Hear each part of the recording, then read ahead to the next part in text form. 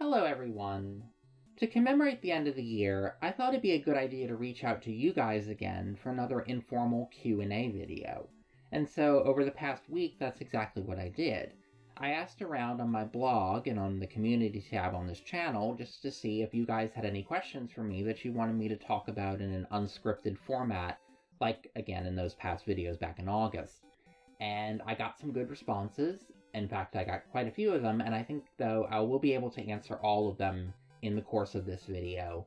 So that makes me very happy that, that I have a lot to talk about, but you guys really enjoyed engaging with that idea, and so we got a lot to cover. In the background right now, just in case you're wondering, I am playing an Iron Man run of FE1. I have never done an Iron Man Fire Emblem at all. It is completely antithetical to how I usually play the games, but the older games tend to lend themselves to that, and so I figured that since I hadn't actually played the Shadow Dragon Switch port since it came out like 3 years or so ago, I played it once, beat it, and then just never touched it again, I figured it would be good just for some background footage, and also because, New Year's Eve is coming up, out with the old and with the new, and this, of course, is the old, and we're getting ready to welcome the new, that is, Engage, in a couple of weeks. So, I guess it's kind of thematically appropriate. I may change the footage once or twice to something else if I feel like something would be more suitable. But this is kind of good just as a base for something to have on the background while I'm talking. But with that noted, I think we can jump right into the questions, which I can loosely organize based on which game they're about, because I got some for a couple of different games. And I think the best one to start with would be, Engage, because that's the hot new thing that everyone's talking about. And I got a couple of questions related to that, so let's just get into those. And as I read out the questions, I will put them up on the screen so that you can read them there if you like. What are your hopes for Fire Emblem Engage? Well, there's a couple of different ways I can tackle this question. Probably the simplest to start with would be from the gameplay angle. The more of the stuff that we see in pre-release on gameplay elements of Engage, the less I'm feeling like the stuff that I liked about Three Houses is going to be all that relevant, or that I'm really going to care about it being carried over. Like, the biggest one would probably be New Game Plus, which I really enjoyed in Three Houses because of how it facilitates my 100% mentality. But everything that we've seen from Engage so far doesn't really suggest that this is going to be a game that lends itself to that in the same way. There's no class mastery, there doesn't even appear to be any weapon ranks to raise. It seems to be like in FE4, where they're fixed depending on your class.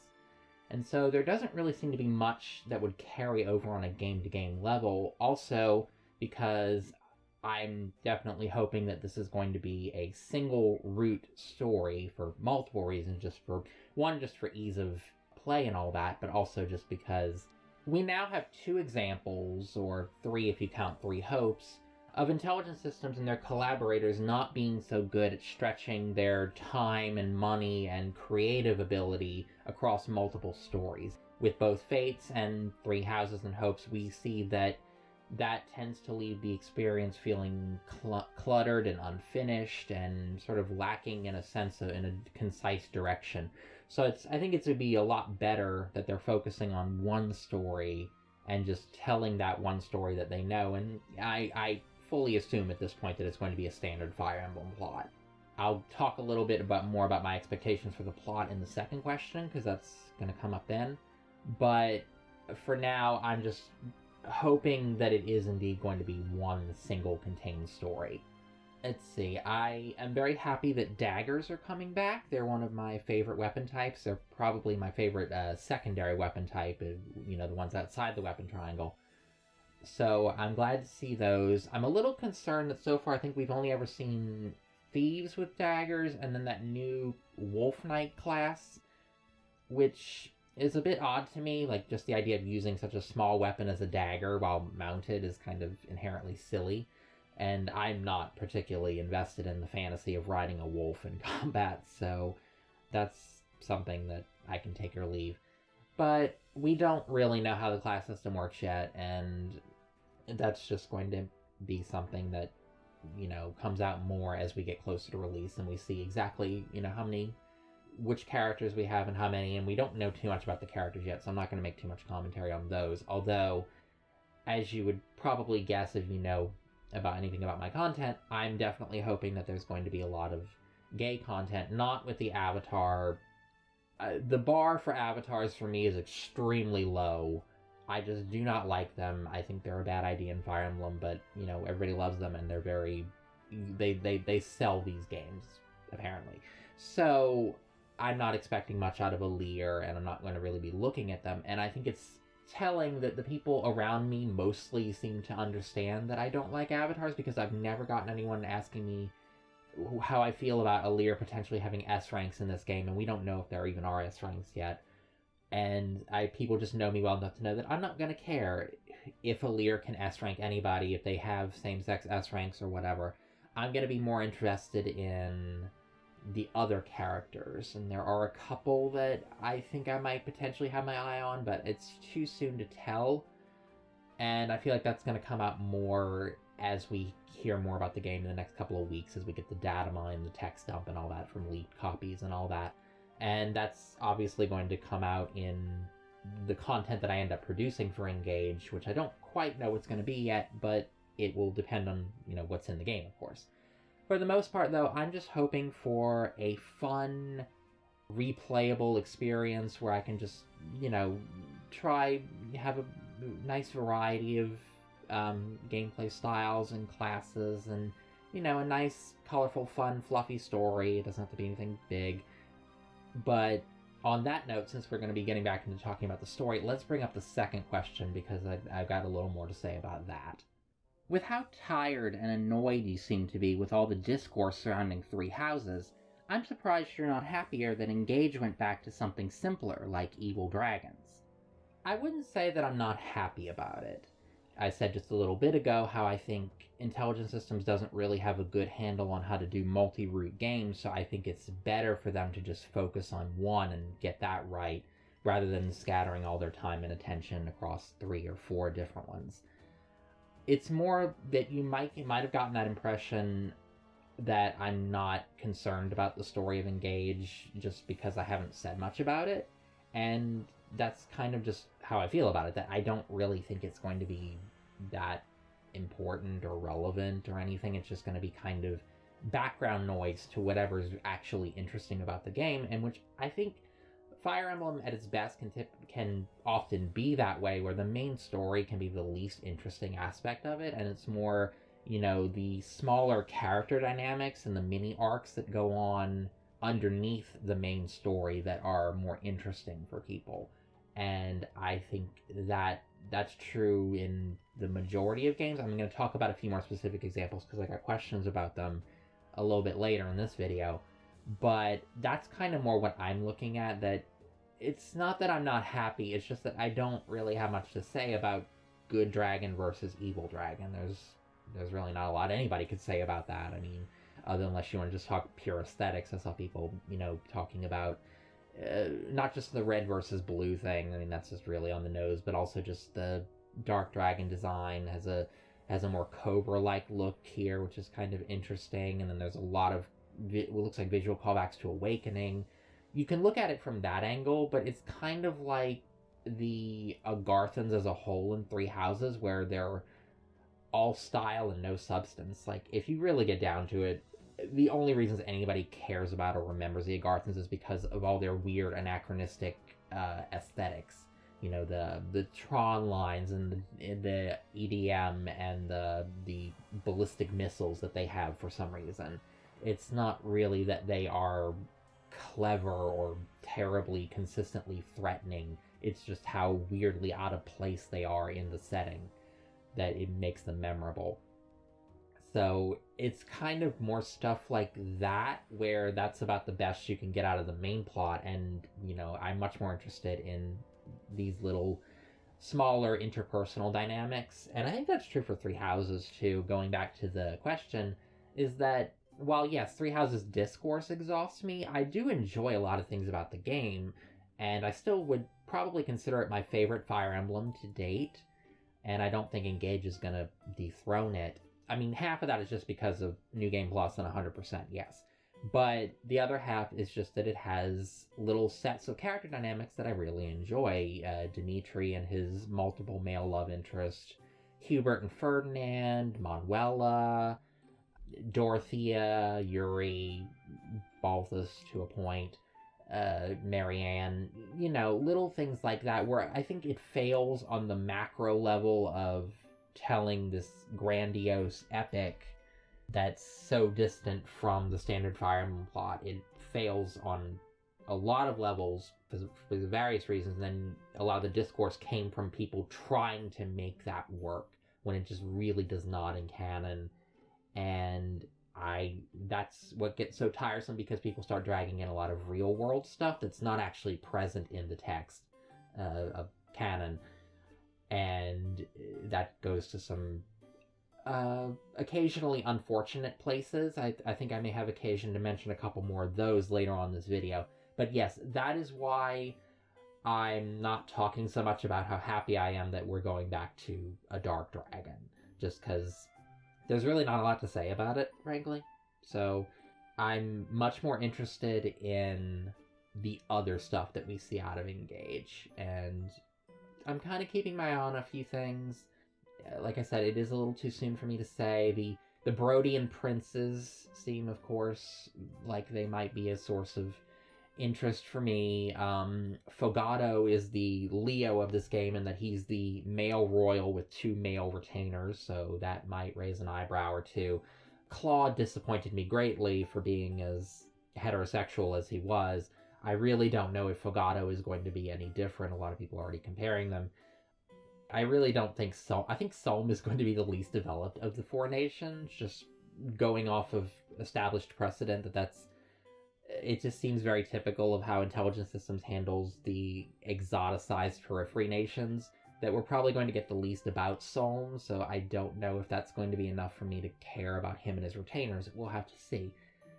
But him, the Brodian characters, maybe a few of the Fianese, maybe. I don't even know if you say Fianese or Firen. The green country, the starter, the obvious good guy country. They use a lot of French names, I will say that, and it's going to be very odd to hear them in the dub, because I don't have the greatest confidence in that an English-speaking dub would do very well with French names, and I'm kind of just predicting that I'm going to be cringing a little bit when I hear it. Like things like Céline and Ity and Bouchon. But, that's neither here nor there. That's going to do it for that question. But before we move on to the next set, which are not going to be about Engage, I did want to note that while I'm not going to be streaming content or doing anything for Engage right when it comes out, mostly because I need to take a little bit of time whenever I get a new game, and you're probably not going to see anything from me for like the first week or so. However, if you are looking for someone who's going to be streaming Engage and you're just going to have a fun time with it, I would recommend, I have a blog mutual of mine, the Eevee Tamer, Eevee like in the Pokemon. She does streaming over on Twitch, and she's going to be streaming Engage when it comes out. And I've watched some of her streams on other games. I really recommend them. They're nice and fun and lighthearted, and I don't spend a lot of time on Twitch, but it's always a good time whenever I go in there and show up and watch one of her streams. You might find me in chat if you check out one of her Engage streams. But anyway, I'm going to put a link to her Twitch down in the description, so if you're looking for someone to, explore Engage with, I would recommend that you check out her channel. Anyway, let's move on now to the next question, which this one and the next one after it, they're both about the Yugdra games, Genealogy and Thracia. So actually, let's go ahead and switch the footage up a little bit, because at the start of this year, I created an event gallery just for Genealogy of the Holy War. I have a playlist for it, if you wanted to check that out. And so since I have all this footage, I can go ahead and play relevant clips from, that correspond to what I'm talking about. I knew that project would come in handy, not just for, you guys in case you wanted to see the story of FE4 without playing it, but also for myself, because, it's always nice to have footage. Who are your favorite characters from the Yugdra games? From the perspective of looking at houses, and like family houses, not schoolhouses in this case, I am very much Team House Nordion. I've always loved House Nordion. I pretty much have an affinity for all 5 of the named members of Nordion. Eldigan gets, of course, his big tragic Camus role. Lachesis is memorable for the strangest reason ever. You know, she wants to sleep with her brother. That is what she's known for. Silly as that is, and weird too, but it's just iconic Yugdra. Nana is kind of similar while also having a bigger role in Thracia, and I think they could do some interesting things with her. And Ares is fun too in a sort of weird proto-Owain version where he can, like, sensibility where he can be kind of melodramatic, and it's not as overplayed as with Owain, of course, but I can see them, if they did remake those games, making Ares lean a little more into that, his whole Black Knight persona. And then I have a particular soft spot for Diarmid, which may sound funny because Diarmid is the least developed of the 5. He's also the only one that hasn't appeared in Heroes yet. But I like Diarmid because he's not interested in women via mechanical oversight, which I've said that in a couple of videos before, but if you don't know what that means, basically, he is the only character in Generation 2 who is part of the love system, but doesn't have any increased base love growth with any character, doesn't have any accelerated growth with any of them, and has no unique conversations with any female characters, which kind of gives off the impression that it was just a developer oversight that they just forgot to give him an inclination for a particular love interest. But I can also see how that can be read as him being gay, which would be, you know, nice from my perspective. And I have headcanons. We're going to talk about that a little bit more with the second question. But going back to favorite characters, another one that I really enjoy is Finn. Finn is a unique individual. He is, to paraphrase a blog mutual who's no longer active, but who wrote a very fine essay on Finn several years ago, we know more about Finn as a character and his backstory and his history than we do about some of the modern lords, even. Because there's just so much material with him. He's the only character who's playable in both generations of FE4 and in FE5. And then there are other supplementary materials like some manga that I don't know too much about. But there's just a lot to work with, and he's integral to the plot, particularly of FE5. Essentially, he's just really a nobody, not even... like, not only in the sense that he's just a knight to a particular lore, he's not a noble, but also that he's not treated as narratively significant. So he's not like an Ike, who is a commoner, but is also, you know, the protagonist of one game and the secondary protagonist of another. Finn is just there, but he's doing very significant things, and I like him because a lot of his story is very homo-romantically tinged with regard to his relationship with his lord, Quan.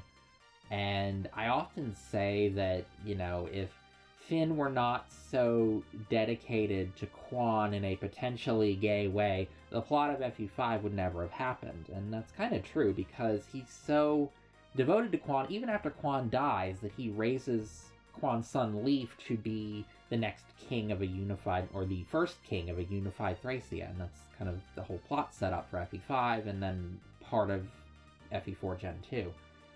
And so that's just very interesting that they went so hard on that angle, and in his one Heroes appearance, because he's only ever gotten the base version, they leaned further into that with him being all about Quan and polishing the brave lance that Quan gave him in a cutscene in FE4, which has a certain obvious innuendo to it.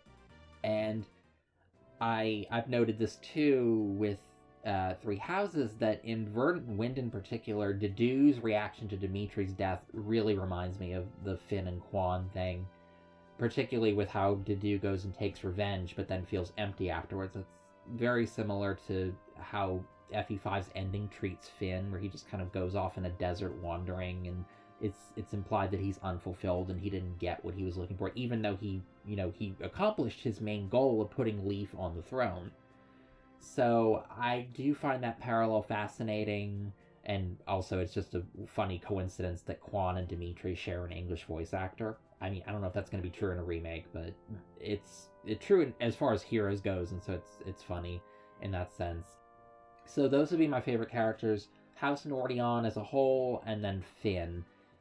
Oddly enough, I do not ship Finn Lachesis. It wouldn't surprise you based on the whole thing I just talked about gay Finn, but Finn Lachesis was a really popular pairing back in the day, and I just don't really see the appeal. Like, they don't actually speak to each other in either game at any point, which is very interesting that, that ship gained such a big following despite the total lack of interaction. You only hear about their interactions indirectly, and it's not very conclusive. So I've never shipped them, but I think their dynamic is interesting. I just don't think it goes in a particularly romantic direction. Moving on, second Yugdra question. What would you personally change about FE4 were it to get remade? And what changes do you expect intelligence systems to make? Well, there's a handful of things that I think are absolutely going to get changed, and I want them to get changed. So, basic things like being able to speed up turns, skip enemy phases, a time rewind mechanic, probably some kind of casual mode implementation, although that would be a bit odd because in the original FE4 you could save at the start of every turn, which is itself a kind of casual mode. I'm not really sure how they could, if they're going to keep that or just have like the more expected casual mode, or maybe they could have some kind of compromise where I've always thought that maybe they could use seizing castles as a checkpoint system as a way to sort of break up the chapters, but also not have it to where you need to save every turn or you lose a ton of progress just because these maps are massive. Those will be really basic changes that I absolutely expect intelligence systems to do. In terms of other changes that I think that they would do, I'm not sure because Echoes really didn't alter that much in the gameplay. The most they did was add on some post-game and DLC content, and I mean, I have thoughts about where they could go if they wanted to do that again. I think the war in Augustria that happens off-screen after after you've defeated Julius, I think that would be an interesting DLC campaign because it does happen, after the main war, but it's still a conflict that they could, do something with. Plus, I love Augustria, so I'd love to see more of it. In terms of things that I want specifically, but don't necessarily believe that they would do, to go back to what I was saying with the previous question, remove Finn from the dating pool. Just make him all about his relationship with Quan. It removes a lot of the awkwardness, and you're not even really losing that much because I never pair up Finn when I'm playing through the game just because he's a very awkward father. He's not around for long, and by pairing him up, you make him worse when he comes back in Gen 2 because he'll pass down his entire inventory to his child, even if they can't inherit it, and leaving him with just a basic iron lance. Whereas if you don't pair him up, you can have him with, a steel or a javelin or something like that, or even stick to FE5 cannon and keep him with the brave lance, although that's not really that good of an idea, practically speaking, because then you lose out on the brave lance for 3.5 chapters. Either way, I think losing Finn as a potential father wouldn't really affect much, and it would allow him to be more focused and feel more like a major character like, Sigurd and Quan, and I guess even Altena in Gen 2, who's also not a romance option because she has other stuff of her own going on the side. I guess Finn would be more like that in that sense.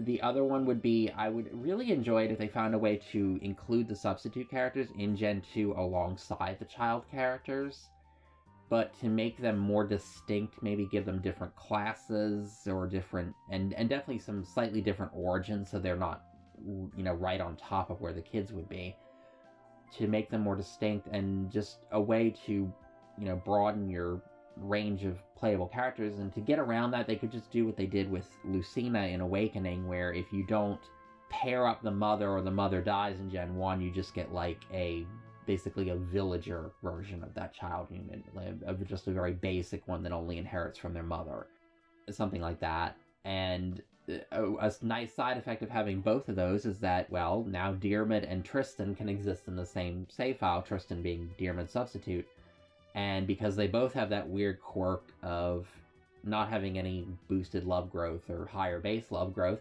you could just make them gay for each other, and it would affect absolutely nothing, and no one would really care, I think, because no one has really any strong opinions on Deranged except myself. So I think even from the way that his storyline is set up to conclude in the epilogue, he's kind of in that unique situation like Dimitri is, where they're nobility / royalty in the setting, but they're able to have a queer romance that feels, I guess, quasi-period appropriate, where Dimitri basically has to do as his royal consort, but they don't necessarily have to get married for that to be recognized as an actual relationship, as we see with them posthumously, and they could just adopt kids. There's enough setup in their storylines to indicate that. Deranged, he's the cousin of the future king of Yugdra. He doesn't really need to inherit anything or have a very prominent position unless you gave him a more oddball father like Lewin or somebody like that, but why would you do that? The only one I could think of that would be both a good mechanically and also would give him an inheritance is Azel, if you want to make Lachesis' kids into like magic sword kids, but even that one's a little unusual. All of Lachesis' predestined options none of them inherit anything, so, or pass down anything rather. So that's not too much of an issue, so Deranged can just go off and do whatever he's doing while Ares takes the throne. Anyway, I would like that. I think another mechanical change that I think would be interesting would be if they altered some of the kids so that they could more easily inherit things from different fathers, because a lot of pairings in Gen 1 just feel kind of pointless just because of how restricted the inheritance system is with regard to weapons and sometimes skills. So it would be good if they opened that up a little bit. Maybe it would only affect like the sons, since the sons primarily inherit more from their father. With the exception of with Bridget's kids. With Bridget, it would be Patty who would be more affected because hers are inverted. So I think that would be interesting. I think I wrote like many years ago like an idea for like different classes that each of those kids could have with different fathers that would take advantage of their, kind of make them more individualized, but also take advantage of what their fathers can give them. Like that way you wouldn't feel like you had to pair Lewin with either Aranez or Tailchew, to make the best use of Forsetti. That would probably be the biggest mechanical change. I would keep a lot of the weirdness to it, like keeping Pursuit, even though it's a very broken centralizing skill. Maybe doing something with the tome types so that Wind is not objectively the best of the three. Maybe, just do something so that Thunder and Fire do have certain advantages. Also, maybe carrying over some of the things that they added with FE5, like giving heroes axes so they're not objectively inferior to swordmasters in every way, or giving the priest/cleric promotion light magic instead of elemental magic, which is just kind of, I always thought was just kind of weird. It wouldn't make them good, but I think it would make them more thematically consistent. They'd still be bad combat units, even with light magic. But those are just a couple of ideas for things that I would change in an FE4 remake if I had control over it. So it would be nice if some of that were implemented, but I'm not expecting anything. I'm still not even fully expecting an FE4 remake at all, although I would love one. It's definitely top of my list in terms of games that I want to get remade. Probably just goes FE4, FE5, FE6, and then I guess a remake of Mart's second game, either the original FE3 or the DS remake, is kind of below all of those, because I'm just not that interested in Arcanea. But just as an aside, before we move on from Yugdra, I did get a couple of comments on my last video questioning why I thought that Genealogy of the Holy War was a clunky subtitle. I do stand by that. I mean, for one thing, it is a mouthful. It's 10 syllables, which I believe is double the number that the original Japanese subtitle is. But also just that the word genealogy just has an odd connotation for... It doesn't really seem appropriate for what's going on in the game. It tends to make you think of a family tree, but genealogy, FE4, let's just call it that, FE4 is not the story of just one family. It's multiple noble families. And I was thinking, too, of how when IS went back and officially localized the subtitles for the Elevian games, they went full alliteration. Instead of Sword of Seals for FE6, they went with Binding Blade, and then similarly with Blazing Blade.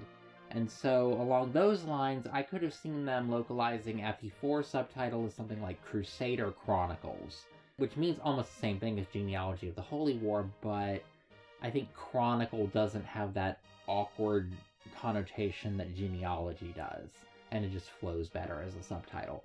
But that's just kind of what I was thinking. Of course, we'll have no way of knowing when/if they remake FE4 what they're going to title it as. I know for several years it was popular to theorize that Echoes was going to be the subtitle, and we were going to get like Echoes of Yugdra and Echoes of Thracia and all that. But I think seeing Celica being called the Emblem of Echoes in Engage suggests that they just use that name for Shadows of Valentia exclusively, and we're not going to see it come back. So who knows what they're going to title future remakes. So let's move on now to the next question. What, if anything, should FE take from Triangle Strategy? If you're not familiar with it, Triangle Strategy was a Square Enix tactical RPG that came out in early 2022. I covered it a little bit on my channel and on my blog. I even made a video comparing it to modern Fire Emblem. And while I did enjoy the game, my overall conclusion was that it also, as well as like the Octopath Traveler games, the second of which is actually coming out in 2 months, and I'm interested in that as well. But anyway, these particular games, while they're competently well made and they're very fun experiences, I think, if you enjoy RPGs, they don't have a lot of longevity in the fandom, particularly compared to any given Fire Emblem. And in that video, I explored a couple reasons why that is. So I don't think that, even though I enjoy Triangle Strategy, I don't think I would take much from the story or characterization based on that, or put that into Fire Emblem, because I don't think it really works with what really keeps this series and these games going and what keeps people interested in them, for better or worse. It wouldn't be a good fit. And I think you can kind of see that the Fire Emblem that comes the closest to the sort of general feeling of Triangle Strategy would be Three Houses. And, well, Three Houses is probably going to go down as more notorious now for just the years and years of combative discourse it sparked, and I'm not really sure if it's going to end up with a really good reputation because of that years down the line, because them trying to go very serious and grim and so-called gray and gray morality, but then, well, half-assing it because of various reasons, including marketability and time crunch and budget crunch and all that. It caused a lot of problems in terms of fandom dynamics, so I'd rather avoid that in the future. In terms of gameplay, though, I do think Triangle Strategy has some good ideas that I would like to see more of in Fire Emblem. One is the way that it handled magic. It had more interesting and diverse elemental effects, and it also had more area of effect abilities, which Three Houses had a little bit with gambits, but it's something that overall Fire Emblem hasn't done much with, and I would like to see them do more with that. Just anything that makes magic feel more distinct from physical weapons, which sometimes Fire Emblem does struggle with. I think the worst one in that regard is Fates. But that's just because of how Fates handled the lack of durability by giving these big buffs and debuffs to all weapons and magic. I'm really hoping that Engage doesn't do that, or at least finds a more interesting way to do that, because it also doesn't have durability. Elevation. Radiant Dawn did Elevation, but they haven't tried it since, and it was very interesting in Triangle Strategy. Not just having ledges, but having different levels of elevation. And it's something fairly basic that they could explore a lot with and make maps feel more interesting, I think. Another one is that there is a thief character, I believe her name is actually Anna, go figure, in Triangle Strategy, and she has a stealth mechanic, and while that feels really like a basic, not very complicated idea, that would be a good way to make thieves stand out a little bit more as combat units and as utility units. I think that wouldn't be hard to implement either. Just have some kind of stealth mechanic for them. Lets them do their job more easily and stand out from just straightforward combat units. I don't know if I'm a fan of the way the triangle strategy balanced mounted units, because, well, first of all, I think you only get 4 of them in the entire game, 2 cavalry and 2 flyers. And second of all, it gave them weaknesses all over the place, and it didn't really feel like you were rewarded much for using cavalry. And so I think they went a little too far in the opposite direction. I know Fire Emblem consistently has the problem with mounted units just destroying anything that doesn't have a mount, but I don't know if I would go with that. So yeah, if Fire Emblem were to take anything from Triangle Strategy, it would be pretty much exclusively gameplay stuff. I don't see them taking stuff from the story, either from the structure or the general feel of it. And, maybe if they collaborate with Koei Tecmo again, possibly, but then as we've seen from the way they talk about Three Hopes, I don't think Koei Tecmo really wants anything that deep either. They just want a thinly veiled excuse for different factions to constantly be fighting with each other, because that sets up their whole Dynasty Warriors gameplay mechanic where you're just mowing down hundreds of enemies at a time. So I don't necessarily think that was what, made Three Houses feel a lot grayer than it was. It was a combination of many things, and I've discussed this before, so I don't want to get off on a tangent about that. But yes, Triangle Strategy did some great things and is a good game in its own right. It would be nice if Fire Emblem copied some of those, but I don't necessarily see that happening too much. I don't know. It's kind of hard to track Fire Emblem's gameplay experimentation because they discard things as often as they create new ones. So it's hard to say what they'll carry over from game to game. Okay, we have, I believe, 2 more questions. So let's go with one that's a little more open-ended and is kind of leaning into something I was getting at with that last one. What do you think is next for the series after Engage?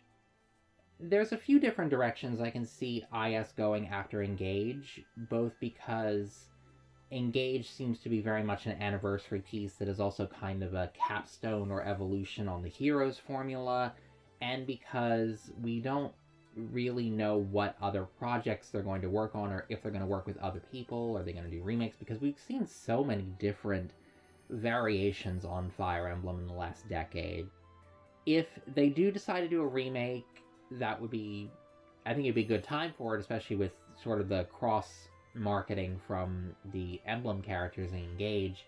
I would probably see them doing an FE6 remake first, if they're going to remake any of the other Japan-only games, just because more people know Roy from Super Smash Bros., and I think there was a developer who a couple years ago said that they were interested in doing a Binding Blade remake. There's also the little thought in the back of my mind that, how sometimes people will say that a book is unfilmable? Sometimes I get the feeling that the Yugdra games are unremakeable, in the sense that they don't seem to easily align with what IS currently wants the series to be, on very shallow levels too. And I'm not even talking about, people mention the dark content, the incest and all that. There's enough evidence in Heroes and Three Houses and Fates that they don't really care about that. I think it's more, would they be bold enough to give us a game where the hero gets killed halfway through? I mean, I guess that's technically a big spoiler alert, but I assume if you're listening to this, you know about the big plot twist of Genealogy. Because that seems to fly in the face of the general player pandering bent they've been on since, well, starting in Awakening mostly, but really after Three Houses.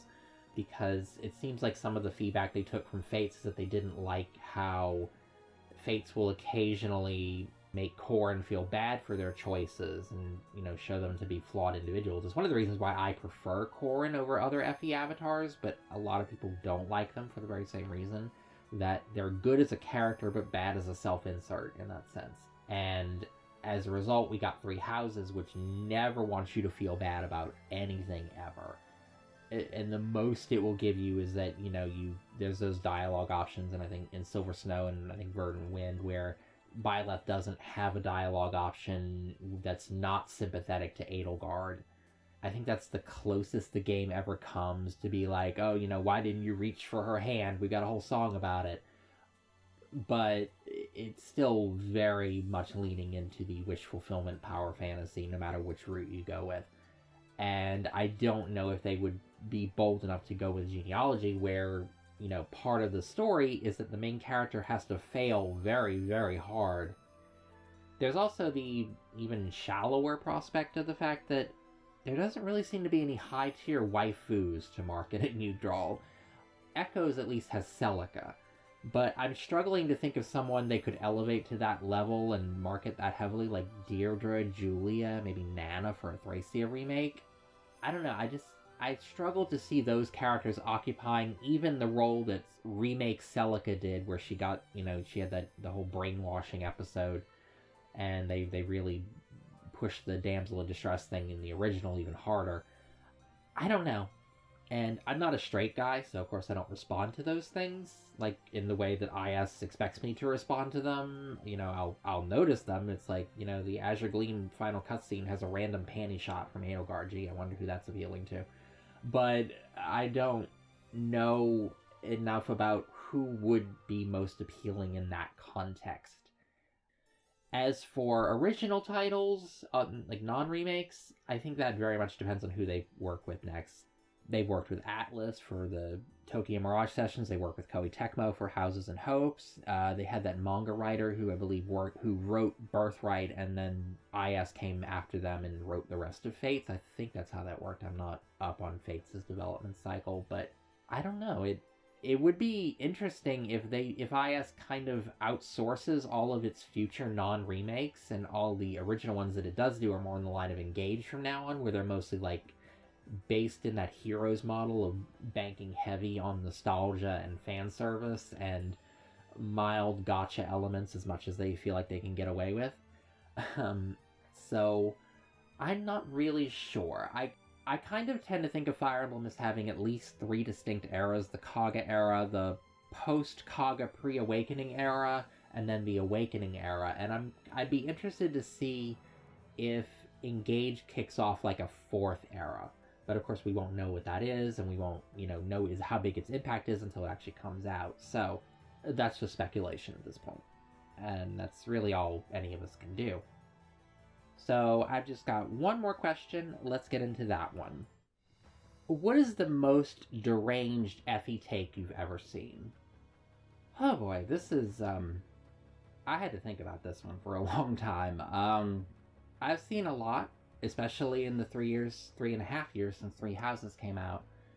But even before that, there are just so many, and I still see them daily. Some of them get dumped into my inbox, and, you're better off not actually reading that. It's just, there's a pattern to those sorts of troll asks. But either way, it's very hard for me to pin down any one particular take. I believe that I could maybe be convinced to do like a 10 worst takes or 10 really bad takes if you guys were really interested in me just talking about fandom drama for a long time.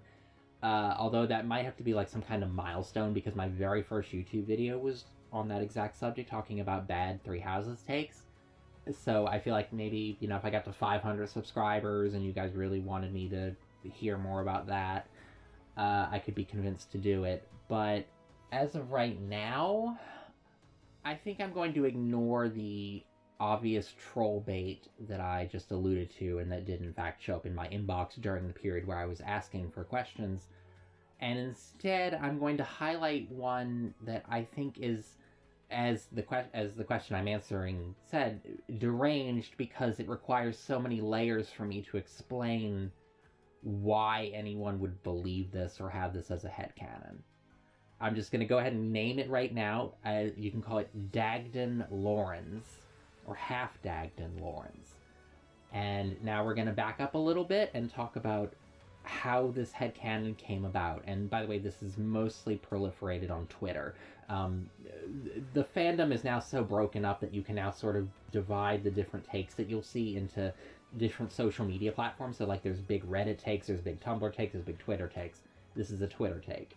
So if you are not aware, The two most popular gay pairings for Claude in Three Houses are Clorens, which is him and Laurens, or Demi-Claude, which is him and Dimitri.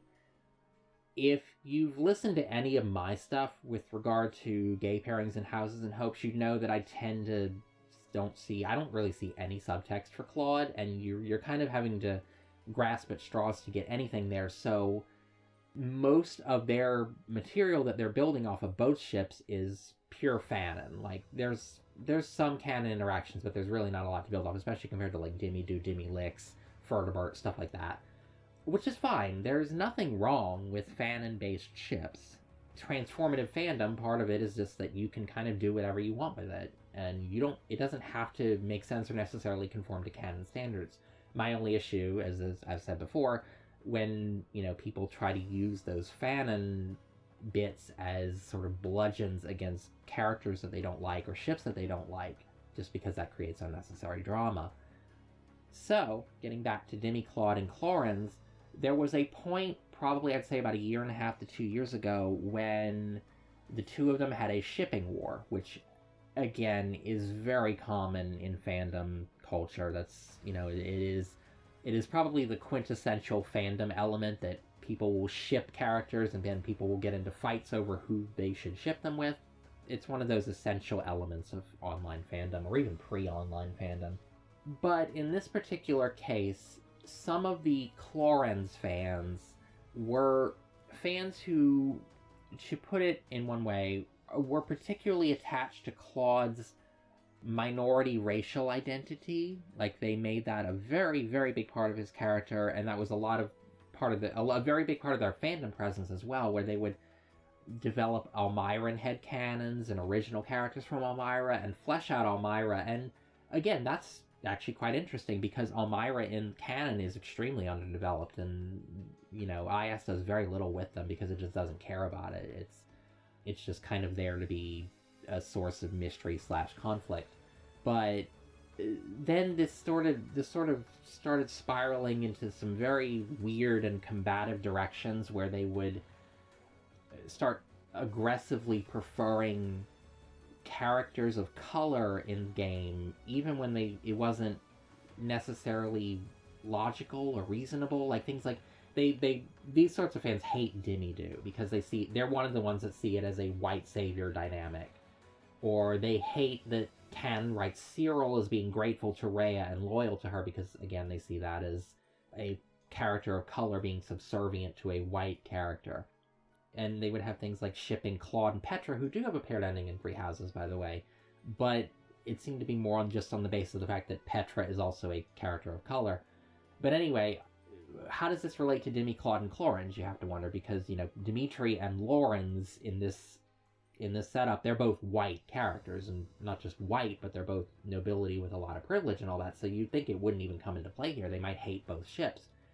Well, I'm guessing because some of the people who were in that mindset already shipped Clorens, but they realized that it was no longer consistent with their developing ideology around the game.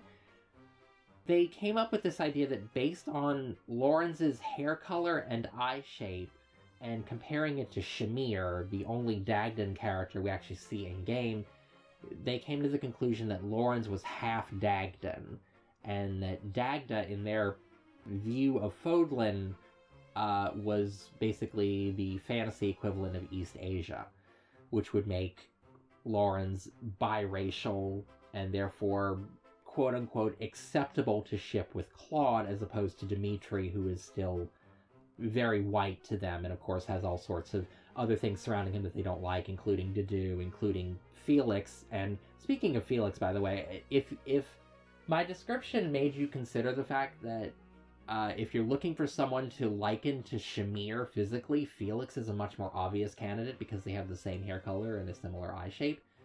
Apparently that just didn't occur to anybody, and it never does, because this same set of fans also hates Felix for being racist toward Dedue. He calls him a dog.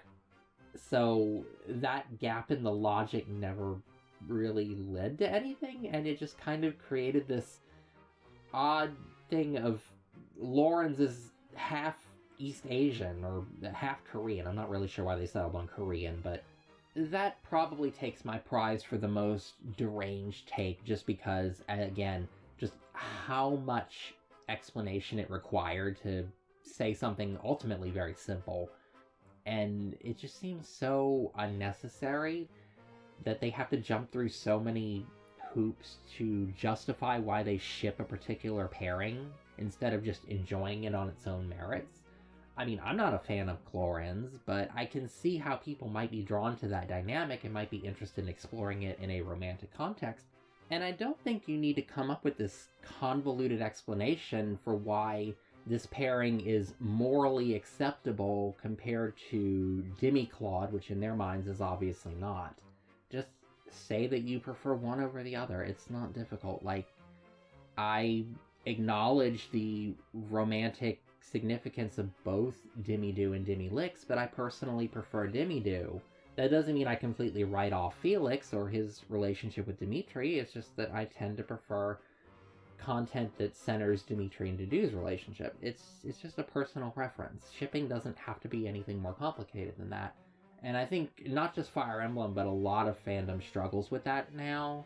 It's kind of tied into a lot of things, and people have actually written academic articles on this sort of subject where it has to do with social media and how we're challenged to present so much of our supposedly authentic selves on social media that people feel like the fiction that they're into, the pairings that they like, the characters that they like, are all tied back into like on reflections on their personal morality and ethics, and that's kind of how you get such outlandish takes.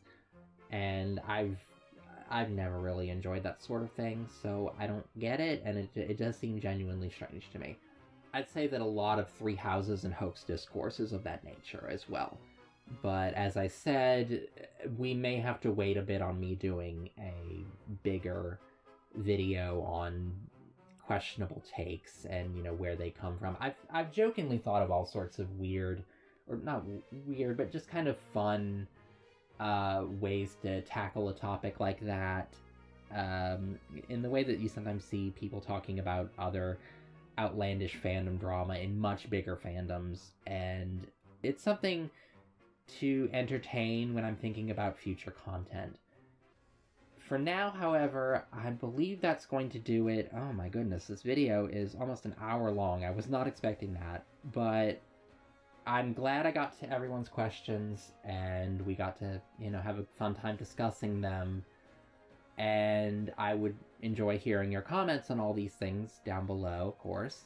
My channel has been growing at a consistent pace. I just passed 400 subscribers, which doesn't sound like a lot, but it's more than tripled since the start of 2022 when I had fewer than 100 subscribers, so I'm very happy about that. And I am very grateful for all of you guys' continued support, and I love interacting with you guys, which is why I do videos like this. Coming up in the next week or two, I'm going to be releasing another Pokemon run video. That was by request from one of my patrons who really wanted to see me do another one. If you guys are at all interested in Pokemon, I recommend that you check that out when it comes. And I've also done a video on Scarlet and Violet, where I actually did 3 runs in the video. It was pretty interesting. I'm kind of developing a new run concept, if that is of all interest to you, kind of to contrast against popular challenge ideas like Nuzlocke and things like that. So I'm excited to work on that, and that'll be what's keeping me busy in early January as we wait for Engage. And then when Engage comes out, you know, I'll just have to wait and see where the game takes me in terms of content. I mean, if you guys have any suggestions for stuff you would like to see specifically from me on Engage, I'd be happy to hear them.